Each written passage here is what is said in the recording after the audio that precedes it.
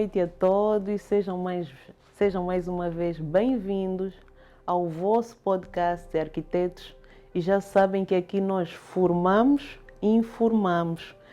Eu quero agradecer, antes de tudo, ao feedback que temos recebido, as mensagens que recebo dos nossos convidados, dos nossos espectadores, mensagens muito positivas, mensagens de encorajamento, mensagens de temas que podemos abordar aqui.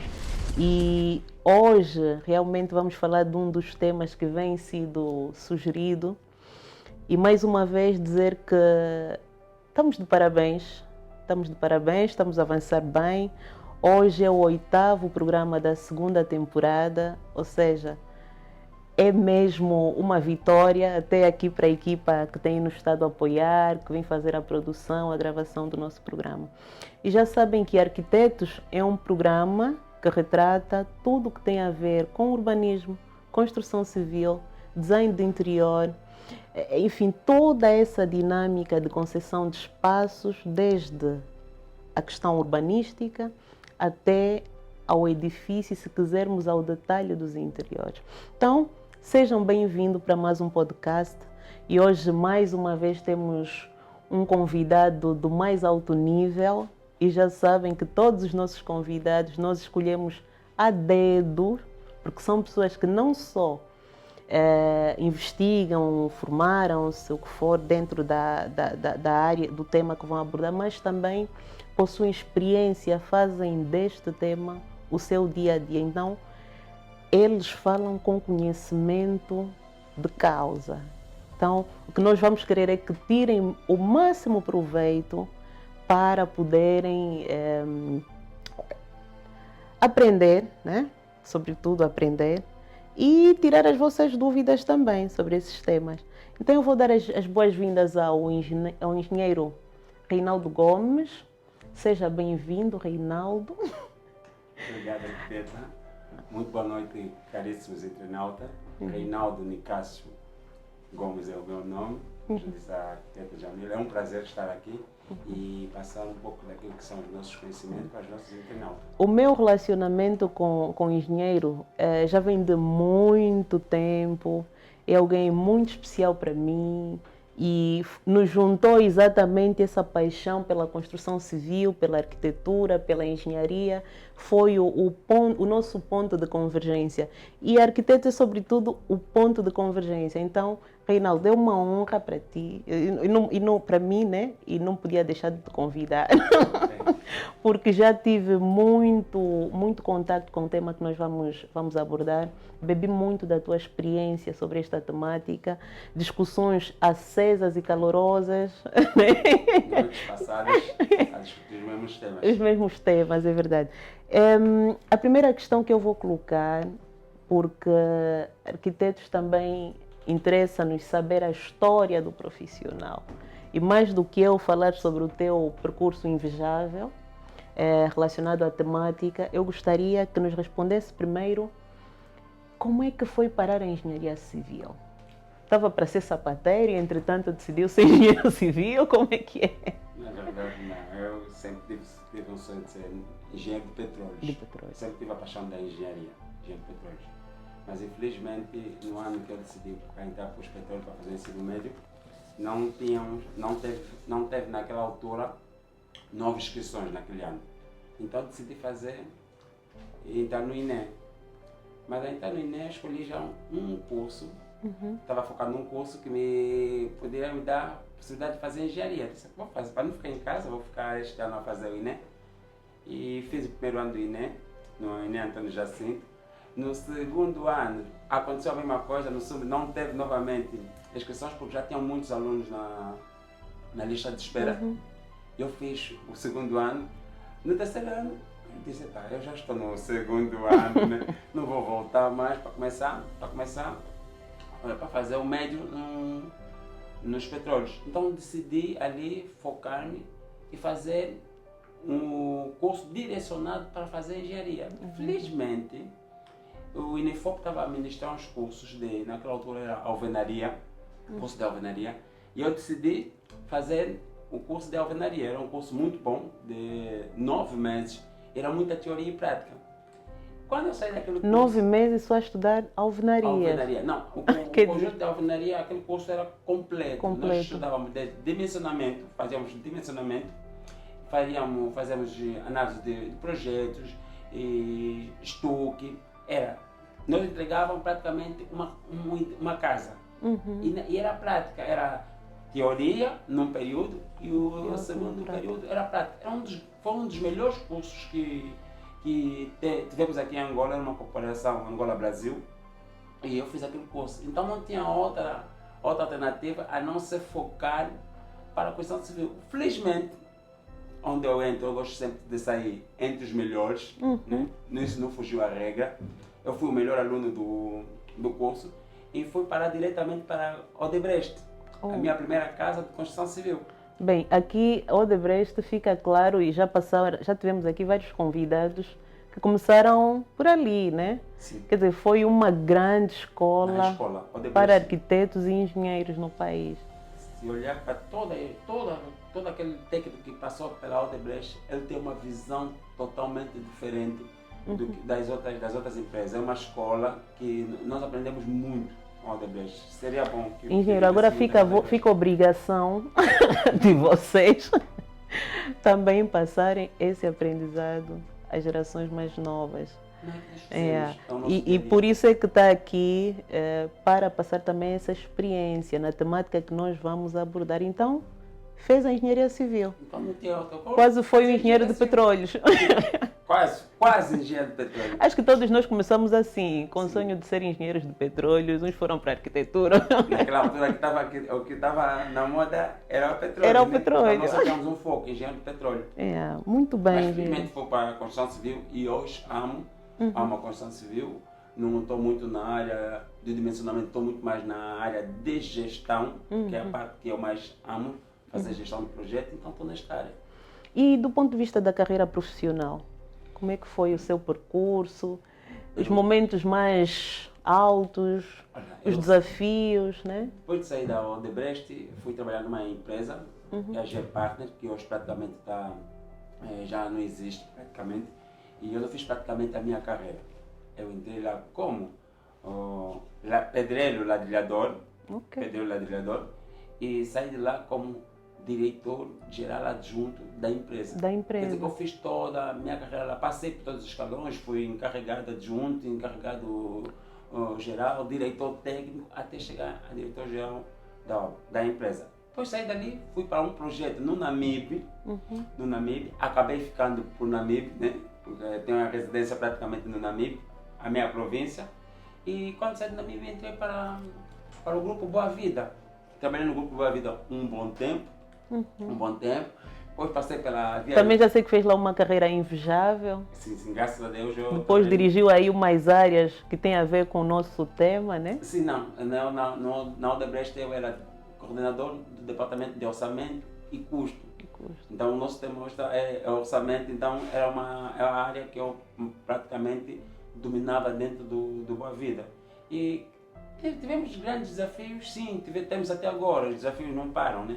Nós também, seres humanos, só estamos felizes quando há os desafios, senão também ficamos refastilados. Bem, já começa a ficar aqui claro do que é que vamos falar. Hoje vamos trazer um tema que levanta muitas questões. E hoje, então, na era da informação democratizada, muito mais. Porque nós vemos ali, o custo daquela obra está exagerado, o custo está muito baixo, o custo está não sei o quê. Olha, é um tema realmente muito interessante, que as pessoas procuram compreender e por vezes não conseguem dizer, né? Por que aquela obra está muito, o valor é aquele, por que a outra, às vezes tem a mesma natureza, aparentemente, porque vamos ver ao longo que aparentemente mesmo tem a mesma natureza, as pessoas, mas por que ali custou X e do outro lado custou X? Isso ainda no domínio das obras públicas. E no domínio do setor privado, muito mais. Ali, então, eu por exemplo, ao longo da minha vida profissional, quando um parente me pede, arquiteta, um projeto, ok, eu estou a fazer aí a obra, quero que venhas analisar, e eu chego lá, uau, essa obra é muito grande. Tem consciência do custo da obra? E fica assim, bem, e entretanto, vão existindo vários prejuízos. é obra que se começa a construir, levam 10 anos, porque realmente o dono do projeto não tinha qualquer noção do custo de uma obra, isso ainda nas obras privadas, as particulares, né? E depois vê que toda a sua vida, todos os seus recursos...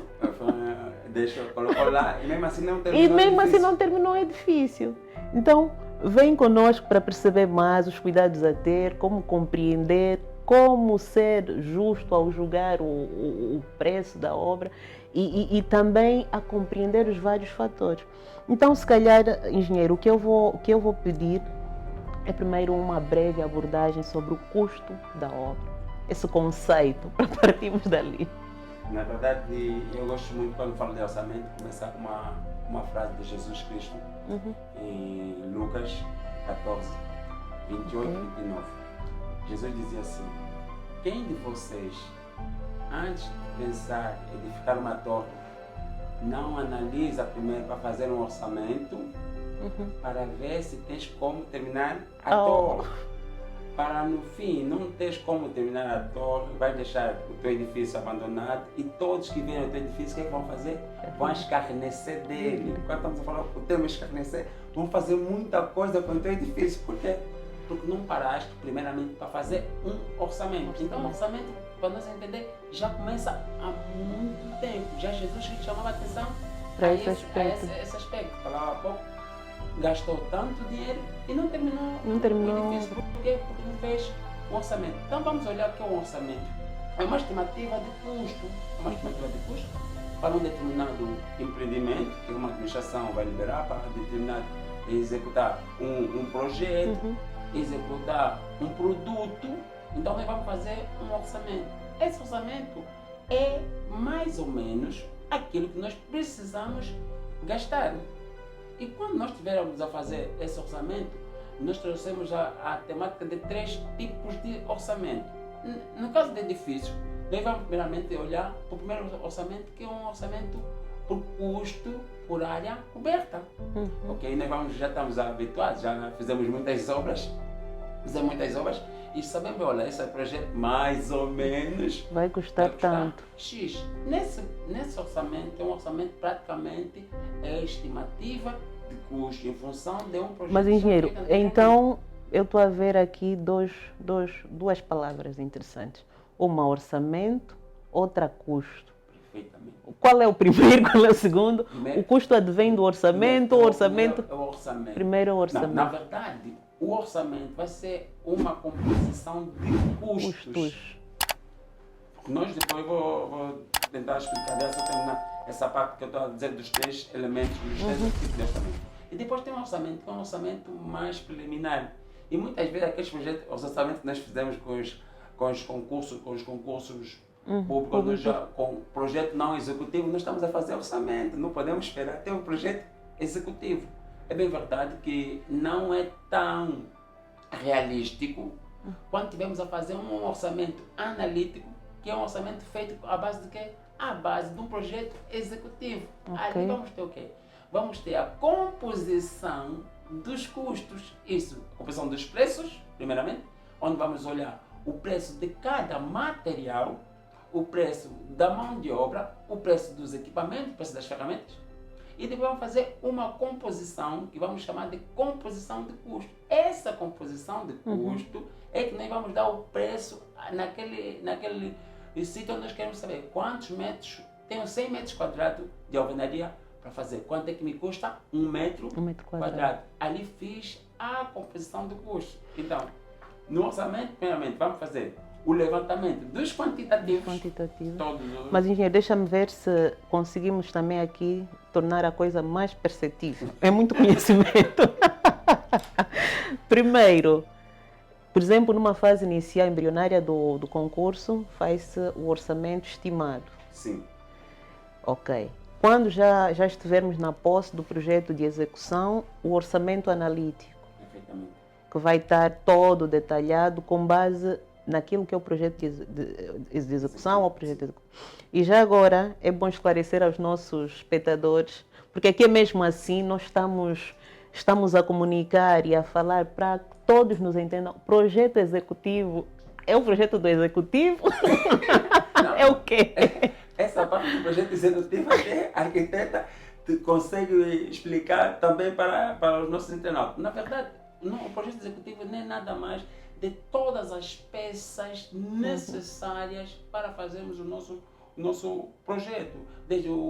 Não é mais aquela linha que nós vamos colocar no projeto. O boneco, como às vezes nos insultam, sim, a arquiteta faz só um boneco. É um boneco, esses são os riscos. Não, é mesmo os detalhes todos, os cortes todos necessários, onde vamos entender se uma porta, qual é o tipo de fechadura que vai levar, qual é o tipo de dobradiça que vai levar, quantos parafusos vai levar na dobradiça. Então, esse projeto executivo tem.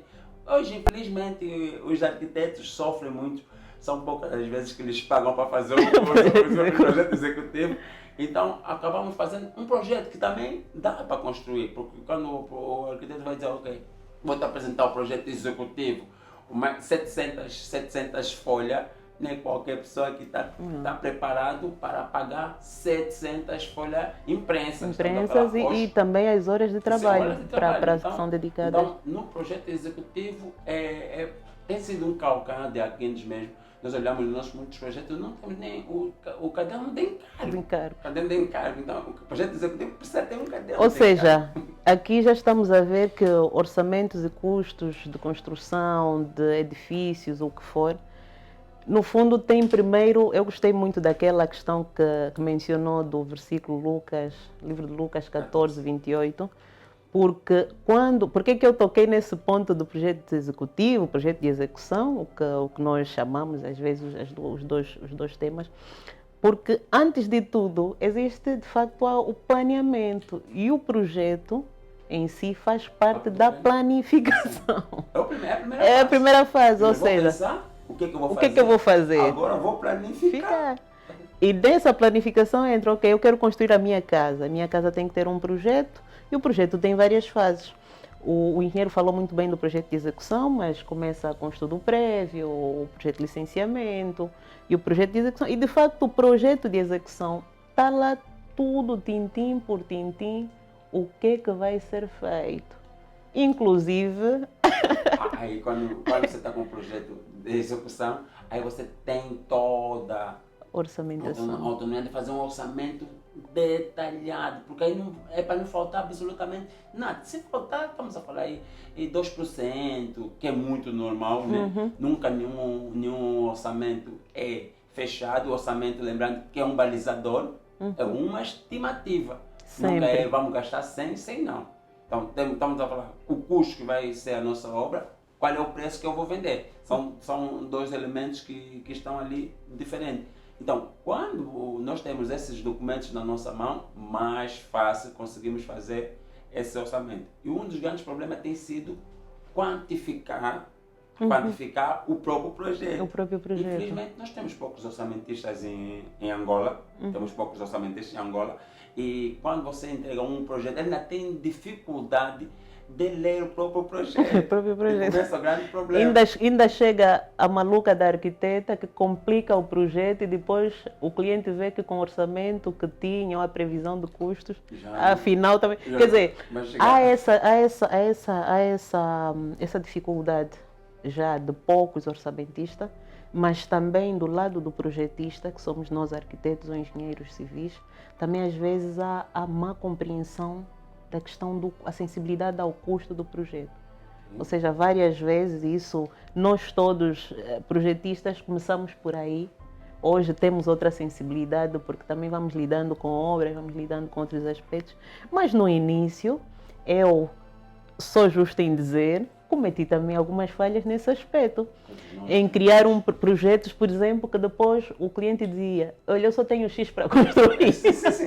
Não, para ver, os projetos, o projeto da Ateliê Top, né? Você olha aqui são tudo muito bonitos, mas quando vamos olhar, o cliente não vai fazer o que às vezes dói. É que o arquiteto esforça-se tanto para fazer uma coisa extremamente espetacular, bonita, mas quando vai ver o preço do projeto, o cliente vai falar, não, está muito caro, vamos tirar esses vidros, vamos colocar aqui uma parede e vai tirar toda aquela essência que é a criatividade que o arquiteto tem. Então, por isso eu sempre aconselho aos arquitetos, Quando tiverem que fazer um orçamento, um projeto, Chamem o engenheiro orçamentista ou orçamentista. isso é uma coisa rápida que nós vamos falar, olha, se você fizer assim, esse projeto vai dar mais ou menos Tanto. esses valores. Tanto. E perguntando ao cliente, tu tens capacidade para fazer esse projeto?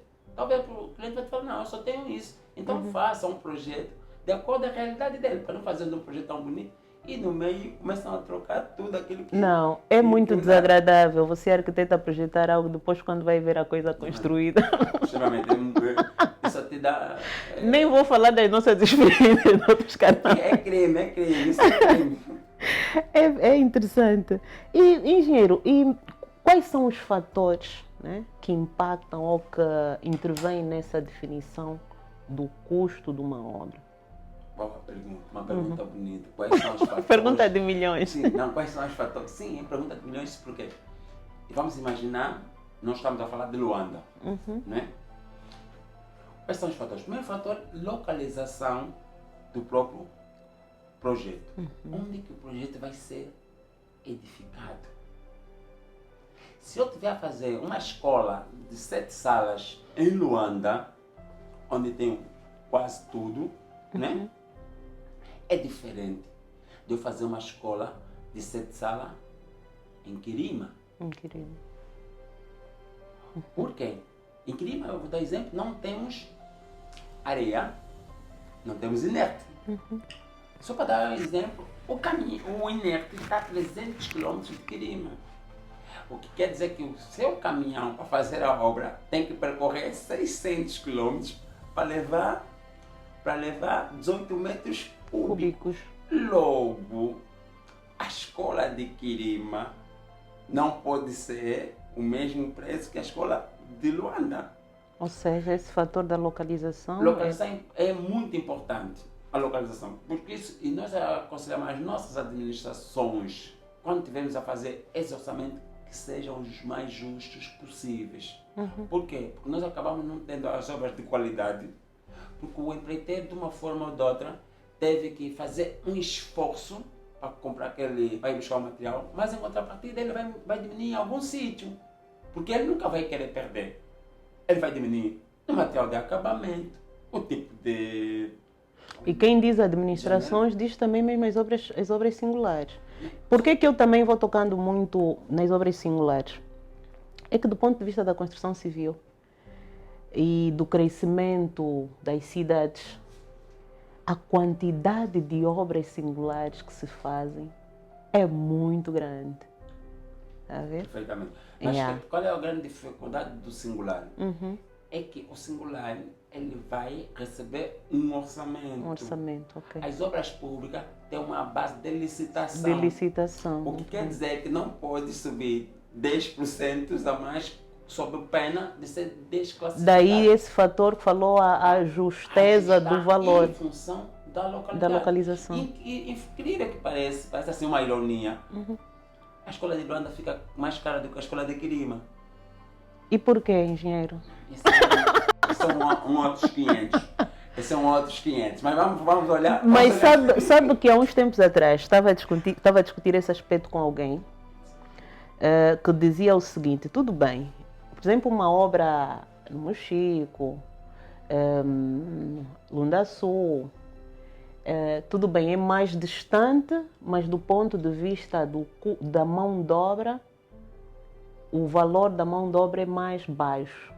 Mas como é que o engenheiro explica, por exemplo, a pessoa dizia isso, né? Era um dos argumentos que a pessoa dizia. Ao passo que, por exemplo, em Luanda, o centro urbano de Luanda, a mão de obra é mais cara. Esse fator da mão de obra também não influencia, mas não é bem verdade. Não é bem verdade esse aspecto. Por quê? O que tem maior peso numa construção é o material. O material. Em qualquer uma construção, o material é o que tem maior peso. Estamos a falar mais ou menos de que percentagem? Estamos a falar na ordem de 65%. Ok. O material é o que tem o maior peso. Depois quais são os outros fatores? Mão de obra? Depois vem os equipamentos e as ferramentas. Okay? Esses são os elementos que vão estar divididos dessa natureza. Então, em função disso, Não é bem verdade isto que diz. Há uma classificação... Não, não sou a afirmar, Não, digo, não, trazia de um debate. Sim, há pessoas assim Por isso é que estamos a trazer esse tema há aqui, pessoas que porque... argumentam isso, mas não é bem verdade. Porque se fores na Lunda Norte, no Quilo, um pedreiro vai ganhar mesmo 60, 70 mil kwanza que ganha um pedreiro Em Luanda, ok. Mas se fores na Lunda... Mas a questão da mão de obra especializada, por exemplo. Tá bem? Aí, ainda mais, lá não tens mão de obra especializada. Especializada. É isso também que a pessoa dizia. Mão de obra de Ok, para lá. lá. E aumenta mais o custo. Aumenta o Então custo. não pode me dizer que lá a mão de obra é mais barata. Okay. é menos do que em Luanda. Há também outro que é a classificação dos municípios. Os municípios têm classificação. Em função de cada município, tem um peso na altura de elaboração dos orçamentos. Mas precisamos ser sérios para nós não fazermos, começamos uma obra, porque o Estado, nós já fizemos uma coisa bonita, só temos dinheiro para a construção e não temos dinheiro para a manutenção. Engenheiro, trocou num aspecto que eu tinha aqui nas minhas notas, porque eu planifico os podcasts, né? Temos que planificar, já não ficamos aqui. Eu tinha aqui um aspecto que tinha colocado aqui na pauta, que tem a ver com as fases mesmo para termos um edifício. Por exemplo, nós começamos com planeamento, é onde falou dessa questão do orçamento preliminar, se assim podemos chamar, ou orçamento estimativa. Temos a fase do projeto, né? Também está muito ligada também ao planeamento. Temos a fiscalização e temos a construção e a manutenção, que é muito esquecida. Agora, a minha questão é, quando nós falamos do custo de uma obra, ou de um edifício, ou o que for, estamos a falar de um custo repartido por essas fases todas, na sua visão? Quando é um projeto, há uma necessidade da administração construir um hospital. Exatamente. Ele tem. Começa desde a altura da solicitação de um projetista para elaborar o projeto. Depois, o construtor, onde vai ter qual é o custo do projetista. Até primeiro começa na ideia primária, né? Então já saímos da ideia primária, a ideia já tiveram a vontade, a necessidade de fazer. Já escreveram lá. Já está escrito. Okay? Só que muitas vezes o que acontece? As inscrições para os projetos não são feitas. Os orçamentos são apresentados. Deveriam escrever, foi aprovado com o orçamento. Deveria ter feito um trabalho de casa, saber quanto é que vai ficar este projeto, do ponto de vista para a execução do projeto, para a construção, para a fiscalização e para a manutenção. Porque o maior problema que existe no nosso país, nossos edifícios com problema é estradas, digamos as obras públicas e qualquer edifício. E até as obras privadas também. Porque o cidadão sonha com a sua mansão, mas depois esquece que aquela mansão vai ter um custo de manutenção muito alto. Perfeitamente. Então, quando não se pensa nisto, ou talvez pensam, só que o dinheiro não sai. Então é importante que nós façamos obras com qualidade, pelo menos, que pelo menos temos 5 anos sem fazer manutenção. Eu estudei em Angola Band. O pavimento de Angola Band ainda está lá, que fizeram não sei há quantos anos. O meu pai passou por lá, o pavimento está lá, continua. Por quê? Porque foi escolhido um material para a escola. Se for no Angola Canini, o material está lá. Mas eu também queria está tocando num aspecto muito interessante e importante. Até que ponto, parece uma pergunta idiota, mas não é idiota, é mesmo para percebermos. Até que ponto, e quem nos vê pode estar a se perguntar, né? Mas até que ponto nós associamos a qualidade e o custo? Na medida em que, será que com orçamentos contidos não é possível ter qualidade? É possível. Qual é uma das situações? Não gosto, não é grande problema, uma das situações. Eu vou fazer obra no Quando Cubango. Quando Cubango tem muita madeira. Quando Cubango tem muita madeira. Por que eu não vou pensar o o tipo de obra que eu vou fazer no Pando Cubango, deixar de ser a convencional que eu faço em Luanda. Mas também, engenheiro, tocou num assunto interessante, mas precisas de ter indústrias que transformem a madeira. Mas ainda tem... Né? Essa é a questão. No Pando Cubango faz-se muitas portas, Faz muitas de forma artesanal. Faz-se muitas portas. Ok. Não, mas eu até olhava na componente estrutural. Vamos De olhar usar a atrás, madeira, por exemplo, no Pangualuquém. no Pangaluquim. Tem muita madeira. Tem O muita município do meu coração. madeira. Tem muita madeira. E faz lá portas. Por que eu vou levar uma porta de alumínio? Uhum. Por quê? Por que eu preciso ter um ripado de tubo? Se eu tenho madeira lá. Então, o conceito, às vezes, do próprio projeto, devemos tirar um pouco daquilo que é o convencional. O que é que nós fizemos? Pegamos o projeto de Luanda, levamos para o Pangualuquém, levamos para o Pando Cubango, levamos para o Quilo, levamos para Luanda. Não. Vamos fazer em função do material que eles têm lá. Isso entra naquela política pública agora que se tem estado a implementar da utilização de materiais locais, né? Aliás, a nossa ordem dos arquitetos defende muito essa diferença. Vamos ter obras da seguinte forma, arquiteta Jamila, vamos ter obras da seguinte forma: obras baratas e com qualidade. Com qualidade. Por que eu preciso fazer uma obra com mosaico cerâmico? Mas também o que é uma obra barata? Não é um conceito... Não é obra barata, é obra de baixo custo. De baixo custo. De baixo Yeah. custo, nem barata. Eu até coloco essa questão, porque nós às vezes falamos, essa obra está muito cara, essa obra está muito barata. Obra de Estamos baixo a que conceitos, quais são os termos de comparação, Não, né? é obra de baixo custo, porque nós no quesito de fazer análise do metro quadrado, nós temos as obras em vários escalões. Temos de baixo custo, a de média e de alto. Né? Então, Por exemplo, na de baixo custo, qual é por exemplo, o custo de referência? Até o princípio do ano, né? Ainda tem as obras de baixo custo na ordem de 200, variava, de 180 mil kwanzas por metro quadrado até 400 mil kwanzas por metro quadrado. 180 mil kwanzas. Mas isso estamos a falar da baixa. Baixo custo. Baixo custo. Mas essa obra de baixo custo é uma obra com qualidade. Com qualidade. Deve ter com qualidade. Então estamos a dizer que o custo e a qualidade não têm propriamente uma relação direta. O que vai mudar são os materiais de acabamento. Se eu tiver um pavimento cerâmico na sua casa e na outra casa tiver um morona grés, tiver um porcelanato, tiver um granito e mármore, estamos a falar de elementos totalmente diferentes. Em base aqui, só para terem essa ideia, quando falamos do custo, essa questão do custo da obra barata, média e alta, no fundo a maior diferença vai estar nos acabamentos. Sim. Porque a alvenaria, a estrutura é igual. É como eu fazer, por exemplo, uma casa, um T2, 2 quartos, por exemplo, a mesma casa com 2 quartos. Sim. Né?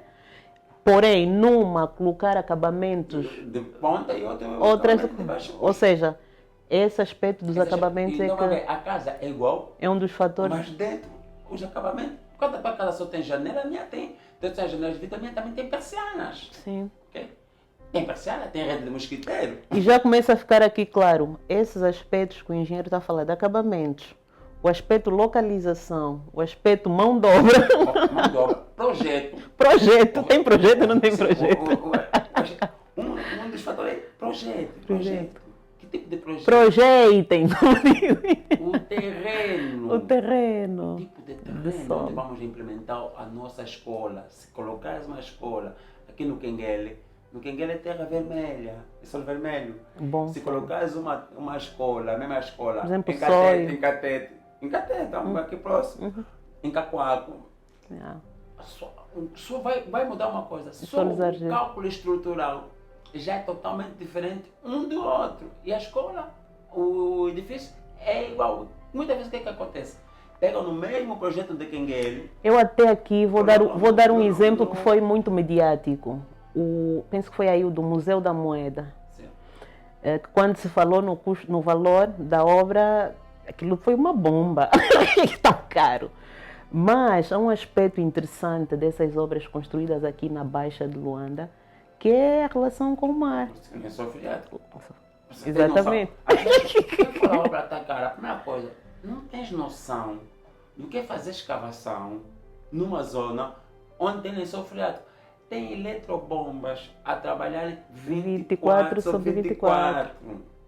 Não é nem pouco custo que está ali. Eu, por exemplo, lembro-me, participei aqui da obra do Parque do Ambiente, o estacionamento, e lembro-me que o sistema, a engenharia que se usou para a estrutura toda, que era top-down, ou seja, o estacionamento foi construído quase que literalmente de cima para baixo. Okay. Só uma metodologia pouco usada, mas em função do contexto, galerias que passam aí, essas questões dos lençóis freáticos, foi a metodologia usada.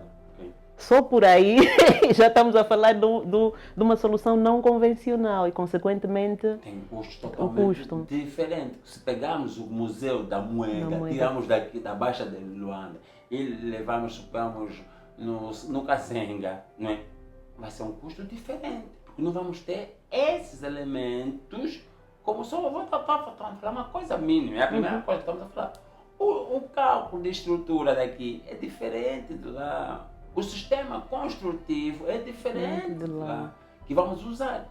Falou do estacionamento, foi de cima para baixo, lá não, escavou e começamos de baixo sem esse problema. Então, na composição de um orçamento, depois de termos ter feito o levantamento quantitativo, vamos ter a composição dos custos diretos e dos custos indiretos. Ali onde está o grande segredo do custo da obra. Mas quando falamos de custos indiretos, estamos a falar de quê? Okay. Quando estamos a falar de custos diretos, são todos os custos que vão ter diretamente à obra. Eles são diretamente a execução da atividade. Ou seja, vamos falar de construir alvenaria, elevar uma parede de alvenaria.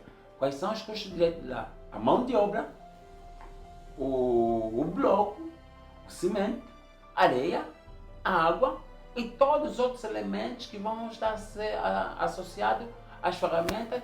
Os EPIs, todos esses elementos nós chamamos de custos diretos. Estão diretamente ligados à atividade. Agora, os custos indiretos são aqueles outros custos que não estão diretamente ligados à atividade. Se eu vou dar exemplo, o engenheiro de uma obra, ele é um custo indireto da obra. O técnico de higiene e saúde é um técnico é um custo indireto à obra. A documentação toda que vai rolar ali. Por isso, muitas vezes nós dividimos a obra em três fases, em três partes. É custo direto, custo indireto e custo de estaleiro. O que é que se faz? No custo, quem divide assim, pega no custo de estaleiro e coloca lá os custos do quê? Do encarregado, do engenheiro. E pegam naquela parte que é o custo indireto, vamos ter todos os custos administrativos, custo da administração geral, onde vamos ter os impostos, os seguros e inclusive o cálculo do BDI, onde vamos ter, está incluído dentro desse custo. E depois é que vai se unificar todos esses custos e vai ser o preço de venda da nossa empreitada. Quer dizer, parece uma coisa simples, mas não. Não é simples. Como vemos, nós não conseguimos dizer que o mesmo edifício que está a ser construído, mesmo dentro de Luanda, né? Por exemplo, no município de Luanda, ou no município de Kazenga, ou no município tal, vai ser igual. E por quê? A empresa da Jamila é uma empresa de uma classe. De uma classe. Tem um PCA, suponhamos. Por exemplo, uma Matapalo. Não vai comparar com e uma Manuel e Filhos. Não, o custo da Matapalo é tão alto. Por quê? O encarregado da Matapalo tem transporte. O chefe da equipa da Matapalo tem transporte. O arquiteto, todos eles têm transporte para ir para a obra. Tem vários equipamentos, tem chalé. E às vezes até o currículo em si desses profissionais, né? A quantidade de danos que eles têm no mercado. Não, por quê?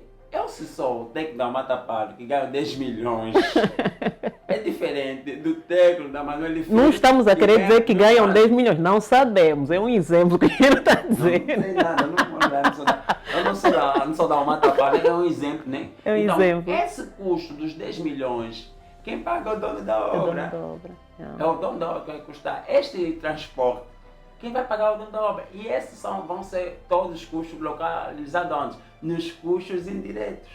Todas Exatamente. essas despesas vão estar lá. Bem, eu espero que estejamos a ser claros, objetivos e a desmistificar essa temática tão que todo mundo fala, mas depois muito sensível para todos, né? Parece uma coisa muito simples, mas não. Não é simples. É muito complexa. Por isso é que nós vemos hoje, e como eu dizia, nós temos poucos.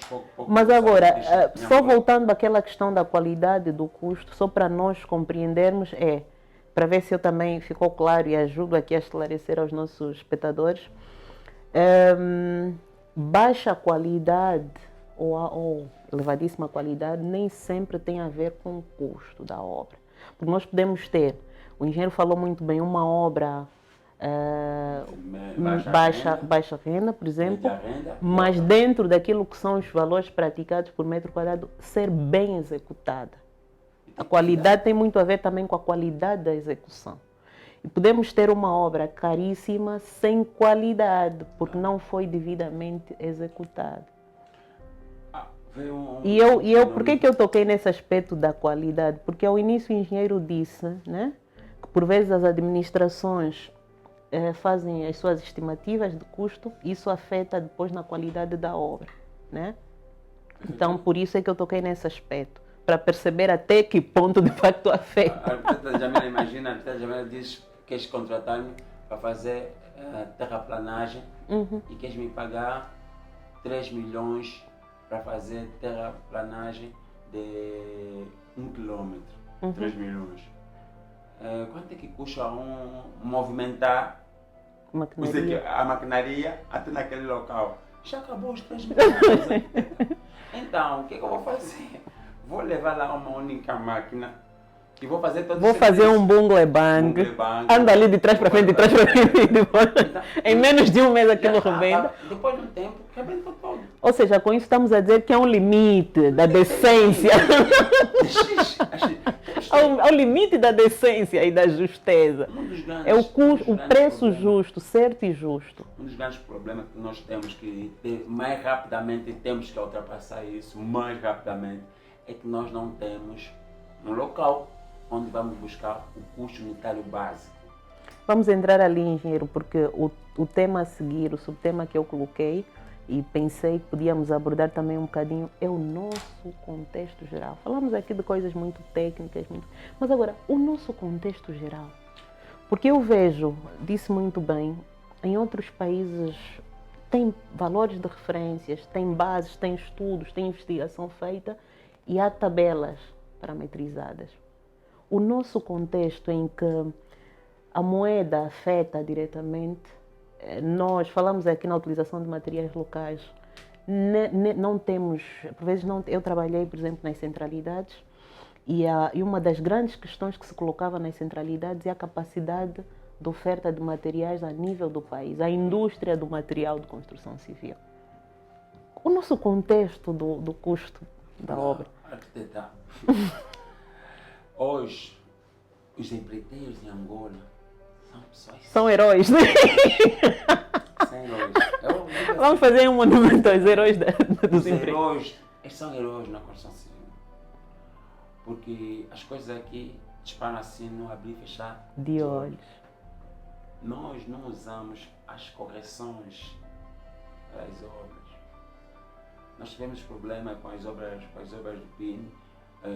Criou-se uma lei de reequilíbrio financeiro. Não, quem estava a fazer os tais reequilíbrios ainda tínhamos dúvida de como é que se faz esse reequilíbrio financeiro. Foi algo assim, olha, agora vamos fazer reequilíbrio financeiro. Porque reequilíbrio tinha uma tabela, uma taxa, mas nem aí. Mas essa taxa justificava ou não a inflação? Não justificava, porque a inflação foi acima de 5%. Então não é normal que o aço que você comprava, a tonelada, 250 mil kwanzas, quando fizeste o teu orçamento, o aço agora está 600 e tal mil kwanzas, arquiteta. Então não há, eu digo assim, a inflação de Angola, na constância, não há máquina calculadora que consiga fazer isto. Então eu digo sempre que eles são uns heróis. Primeiro é que nós, praticamente, todo o material de acabamento vem de fora. Logo, a tua obra vai continuar a ficar mais cara. E o que aconteceu? E isso estamos a falar não só de obras públicas, mas de obras particulares. Perfeitamente. O que aconteceu? Eu tenho uma escola para fazer. O reequilíbrio que a senhora administradora Jamila me liberou não cobre. Mas eu preciso fazer a escola. O que eu vou fazer? Primeiramente, vou começar a olhar os elementos que estão caros. A arquiteta colocou uma chapa de 4 milímetros, então eu vou te pôr uma chapa de 1,5 milímetro. Aparentemente mesmo ninguém consegue ver a diferença. O fiscal, que se não for um fiscal experiente, vai deixar passar. Se for experiente, ele vai olhar também para a coitada do empreiteiro. O dono da obra, aquela obra, não quer saber, o senhor fiscal não complica, porque eu preciso da obra. Preciso da obra. O material as necessidades para uma escola, são o material diárias. para uma escola tem resistência. Eu não vou pôr da escola, vou pôr aquela aí que só passou uma películazinha de esmalte. Eu não estou, porque eu preciso ganhar dinheiro, arquiteta. A porta. E às vezes até não se trata só de ganhar dinheiro, eu preciso mesmo de concluir, porque provavelmente temos empreiteiros que concluíram, mas com prejuízos sérios. Mas como há essa questão de honrar... Sem contar os atrasos, né? Sem contar os atrasos desses empreiteiros como sofreram. Então, a porta de alumínio, vou dar um exemplo, que parece uma coisa muito simples, mas acontece muito nas obras. Se eu tiver uma porta de alumínio e eu rebitar as dobradiças, vou colocar lá umas dobradiças para rebitar. É diferente se eu tiver uma porta de alumínio que eu vou ter parafusos. Os casquilhos, eu vou trocar todo o material. A qualidade do vidro, da janela. Porque eu digo sempre, o orçamento nunca baixa. O que baixa é a qualidade da obra. É que vai baixar sempre. Então, isso vai acontecer. Resumindo e concluindo, eu digo sempre isso. Daqui a uns 2 anitos, vamos ver muitas dessas nossas escolas fazendo o quê? Entrar em água. Porque a chapa que nós colocamos não tem qualidade por causa dessa inflação que foi brusca e o Estado não pagou corretamente aquelas diferenças. Precisávamos receber as obras, vamos fazer como está, vamos diminuir aqui, mas vamos ter problemas contínuos daqui a Mas, pronto, falou aí no aspecto, o Estado não pagou corretamente ou não, mas não há necessidade também de se desenvolver investigação para esses aspectos, né? Os economistas nem digo tanto, mas digo também, por exemplo, a classe mesmo, o pessoal que elabora orçamentos, engenheiros. Quantos temos? A arquiteta Jamila é capaz de ir visitar em quase todas as administrações, vai contar quantas administrações, vai encontrar um orçamentista, arquiteta. Porque o orçamento, né, aquele orçamento que aprendemos na universidade. Aquilo é só para dar o conceito. Fizemos orçamento não é aquilo. Orçamento é formação de orçamento. São mais de 60 ou 90 horas. Quando você vai fazer os 3 orçamentos, nenhum. Você vai fazer, tem a primeira, tem a segunda e tem a terceira. Mais de 90 horas. Nós não fizemos isso não. E a prática, né? A sensibilidade. Realmente vai fazer a diferença. Então, quando nós olhamos no nosso contexto hoje, eu quero saber qual é o custo do metro quadrado em Luanda. Não temos. O engenheiro, por exemplo, olhou ali para a perspectiva ainda das obras privadas e eu olho também a própria perspectiva do cidadão, com o seu sonho da casa própria, né? Que começou a construir num contexto em que o mercado estava minimamente, estava mais ou menos estável, né?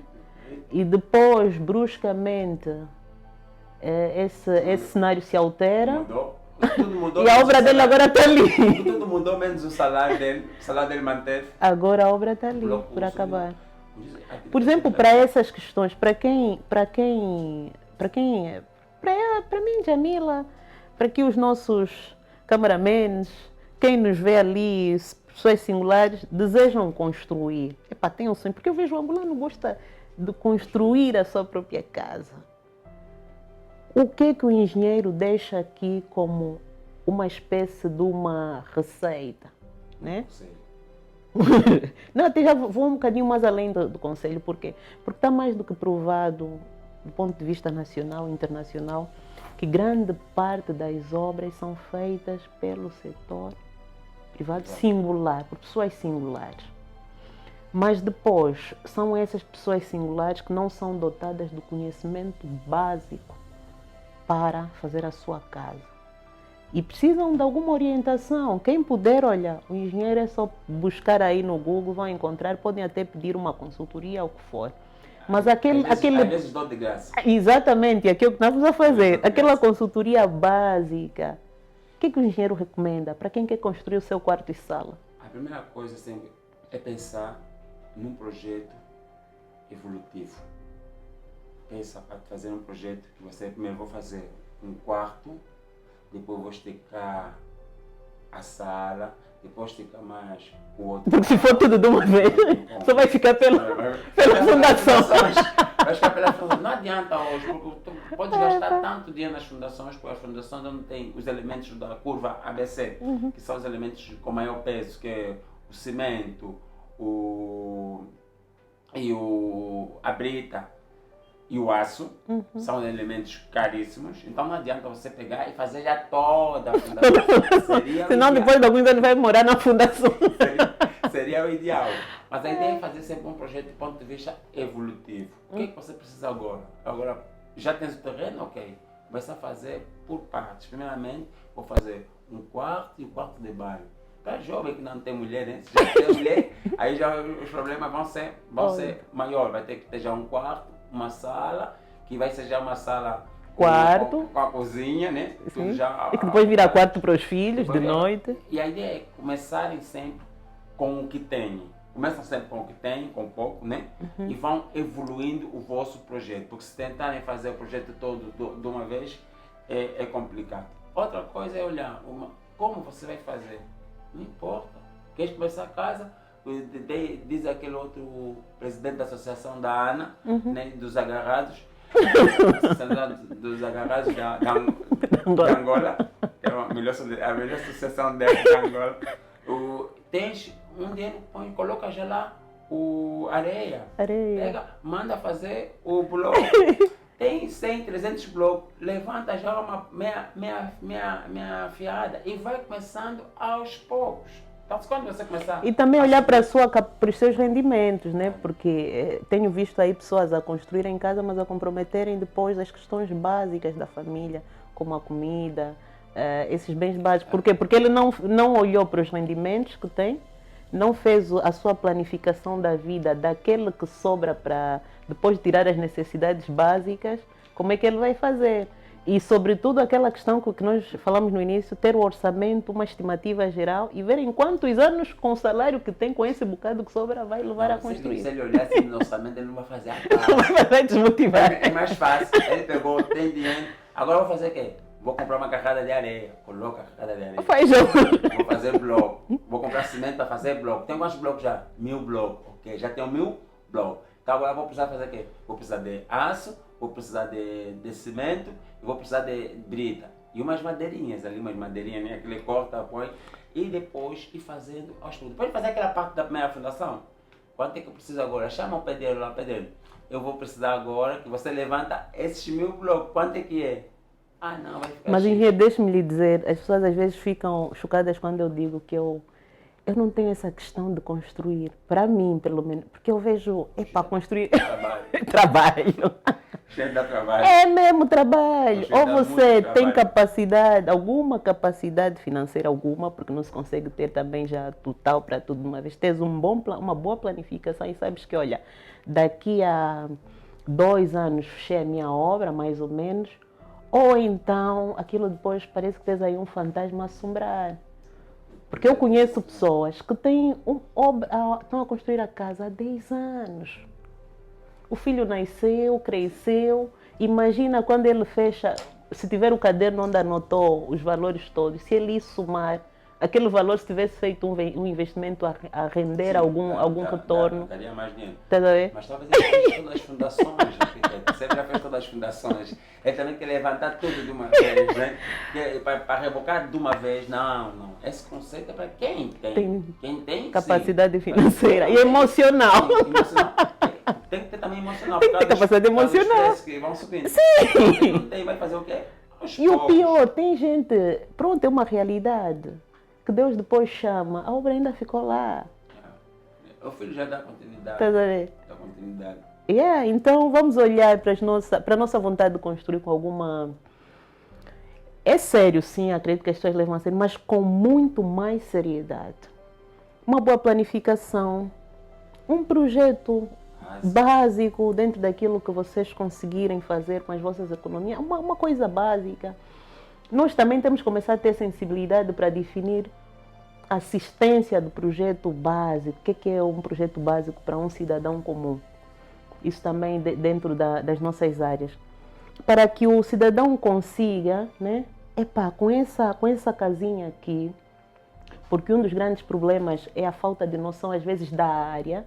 Mesmo quando ele começa a fazer o quarto, começa com um quarto com 50 metros quadrados ou 60. Por isso vem o conceito hoje da autoconstrução dirigida, que já deve ser feito, pensado há muito tempo. Nem fazemos os quilômetros que fizemos. Porque hoje em dia o Estado construiu tantas casas e isso agora não tem capacidade de elas pagarem. Por quê? Porque o custo de vida ficou tão alto, os salários continuaram os mesmos e tem que pagar aquelas casas.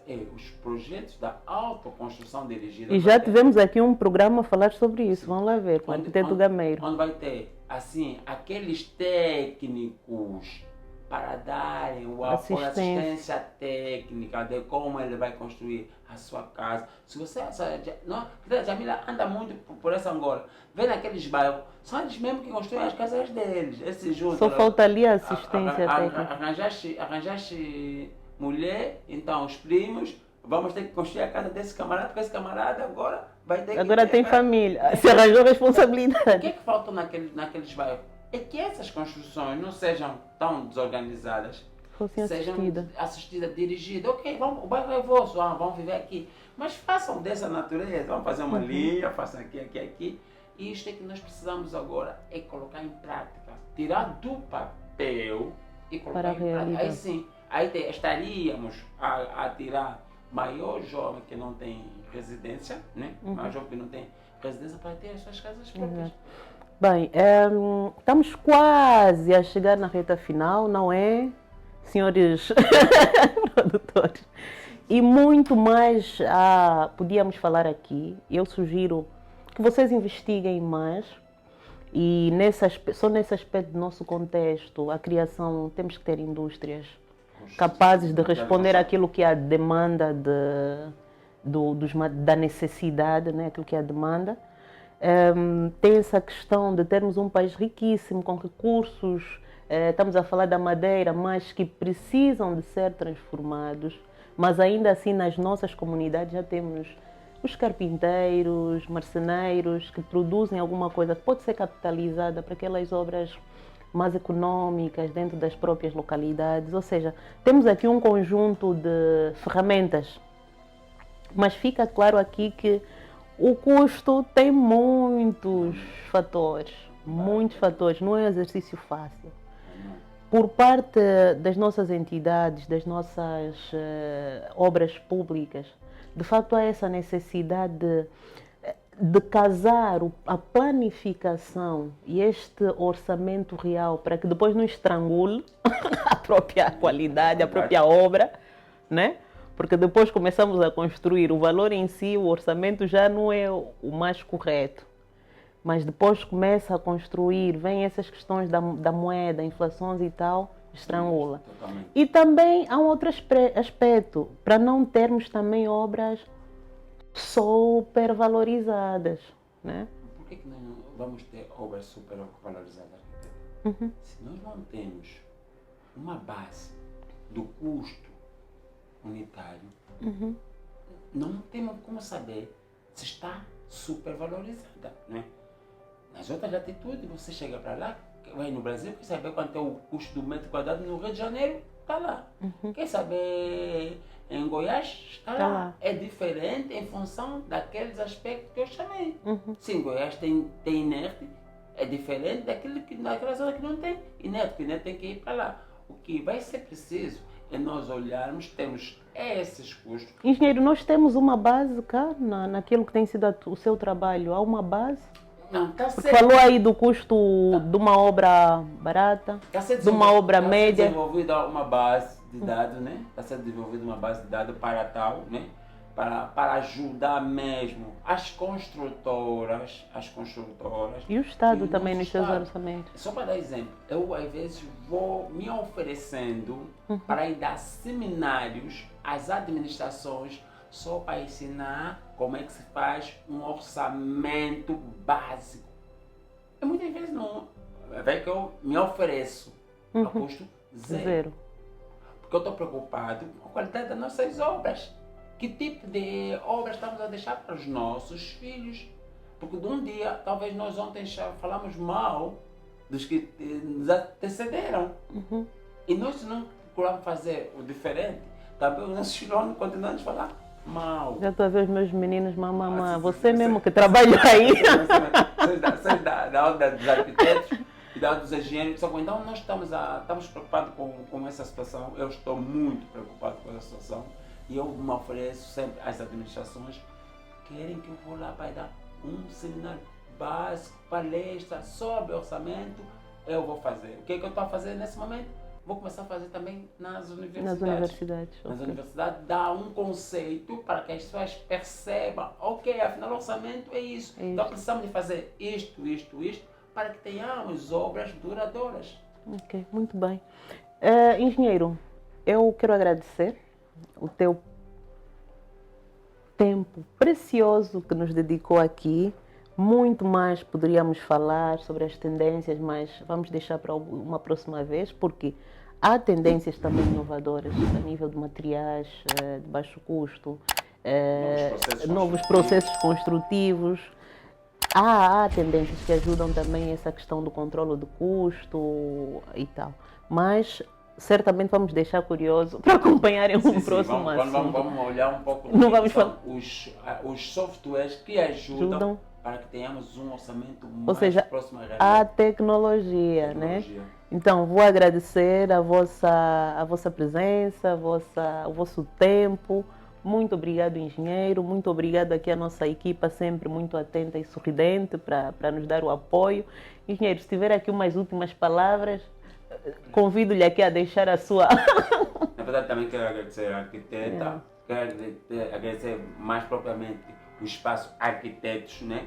Porque dizia a arquiteta Jamila, arquitetos somos todos nós, todos nós desenhamos, todos nós sonhamos, arquitetos somos todos nós. Agradecer à equipa técnica, espetacular, agradecer aos nossos internautas que estão a esta hora a nos ouvir, né? Nós falamos muito, mas nós podíamos ficar aqui a falar 3, 4 horas, não acabaríamos de terminar de orçamento, mas vamos estar aqui nas próximas vezes. Sempre que nos convidar, estaremos aqui sim para passar um pouco do conhecimento que nós temos adquirimos para os outros. Mais uma vez, obrigado. E o país tem mesmo futuro, com engenheiros e arquitetos desse gabarito. Eu me emociono sempre quando vejo assim engenheiros, arquitetos com tanta expertise. Isso me enche de esperança e com certeza assim também que tem nos ouvido e acompanhado, enche certamente de esperança. Muito obrigado. Obrigado. Muito obrigado.